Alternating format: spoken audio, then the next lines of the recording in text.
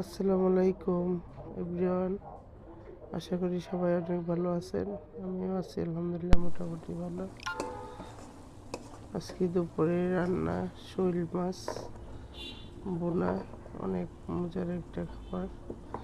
শৈল মাছ অনেক শৈল মাছটা অনেক বড় ছিল। আর এই দেশি শৈল মাছ, মাগুর মাছ, কই মাছ আমার জামাইয়ের এক বন্ধু পাঠাইছে গ্রাম থেকে। তার বিল খাদের মাছ, একদম দেশি তরতাজা মাছ, আলহামদুলিল্লাহ। শোল মাছের বোনাটা আমরা এভাবেই করি সবসময়। আর এটা এভাবে করলেই ভালো লাগে খেতে। শোল মাছ কখনো তরকারিতে রান্না করাই না,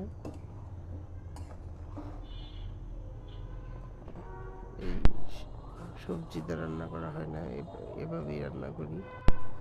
পেঁয়াজ দিয়ে শুধু বোনা করি, সাথে একটু টমেটো থাকলে দিই। সবাই অনেক ভালো থাকবেন, সবাইকে ধন্যবাদ। আল্লাহ হাফেজ।